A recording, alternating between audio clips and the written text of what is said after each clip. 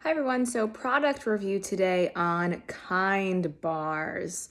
Marketed to the public as healthy. We are going to go into the protein bars of Kind bars, not the original. So the protein bars are claimed from real, it says protein bars from real food with a little R copyright kind of next to that on the website. It's claims of 0 grams of trans fat, gluten-free, good source of fiber, good source of protein, kosher, low glycemic index, which is great for those that have blood sugar issues, low sodium, and no GMOs or genetically modified organisms, genetic engineering, anything like that. It does have an allergen warning because a majority of them have nuts, so that's also great. They do have only a couple of flavors, though. They've got crunchy peanut butter, dark chocolate nut, caramel nut, on almond butter, dark chocolate are the only 4 flavors you can get for the protein bar. The cost for it's about $21.99 for 12 bars, which isn't too pricey. Going over to the nutrition label and ingredients, I'm just going to go over the crunchy peanut butter flavor just because that's normally the flavor that a lot of people go for. So on the nutrition label, it's 250 calories, so it's actually a little bit higher up on the end of caloric value for a lot of protein bars. Most of them are under 200. 18 grams of fat coming from saturated, polyunsaturated, and monounsaturated. We do want to stick more with the poly and monounsaturated, not so much the saturated fats. 135 milligrams of sodium, which is barely anything at all. 6 grams of fiber. You got 8 total grams of sugar. 6 of those are added sugar. 2 of them are naturally occurring. And 12 grams of protein. And this pretty much is roughly the same for most of the 4 bars. The ingredients for this, the first ingredient is peanuts. That is one of the main sources and main ingredients. Then you have chicory root fiber. It's literally just tree fiber. It's a type of, if you think of like Metamucil, that's what it is.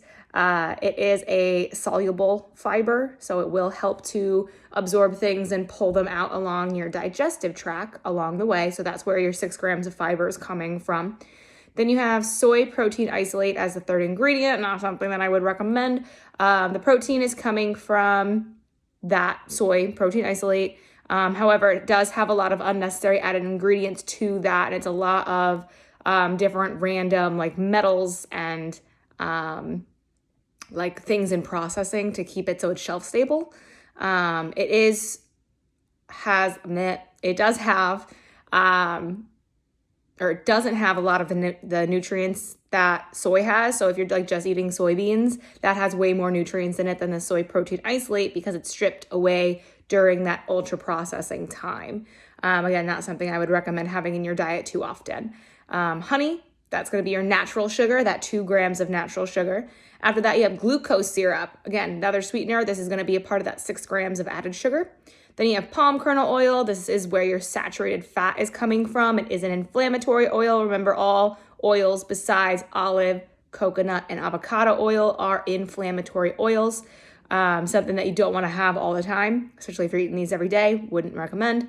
Then after that, you have sugar. Again, that's added sugar. Another part of where that 6 grams of added sugar is coming from. After that, we have peanut flour, which is literally ground up dried peanuts. Peanut butter. Those ingredients are just peanut and sea salt in that peanut butter, which is the peanut butter that you want to buy if you're buying peanut butter. Non-fat milk powder, because that's, again, more shelf stable. Things are added to it to make it so it is a powder form and not a liquid form. Something, again, you don't want to have often. Sea salt.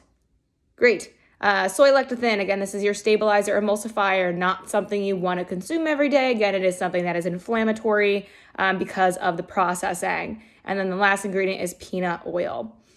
All of these 4 bars, these 4 flavors, have generally the same base ingredients of peanuts, chicory root fiber, the soy protein isolate, the honey, the glucose syrup, the palm kernel oil, the sugar, and then the milk powder and the sea salt and the soy lecithin. So the only thing that really changes is whether it's like added with chocolate or almonds.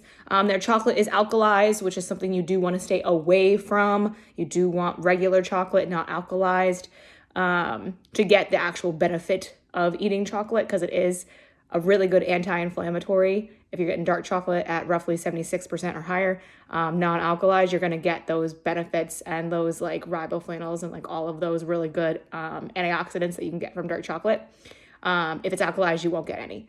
And then it's just candy, which we like, but in moderation. And by that, I mean not all the time, not every day. They also have natural flavors as an ingredient in a few of them, which is something you want to stay from as well. Really anything that says natural flavor, artificial flavoring, whatever it is, they don't have to say what's actually in it. It's just all lumped summed into one or two words, which is natural flavors or artificial flavors. So I like companies that have honesty, that will like list out what their natural flavors are and where they're coming from, rather than just lump summing it into those two words. Doesn't really tell me that they're a very honest company. Again, not a terrible choice. Definitely not something I would be eating every single day. This could be like a once a week treat, something like that. But it does have a lot of ingredients that aren't really the best for you and are high on the inflammatory list.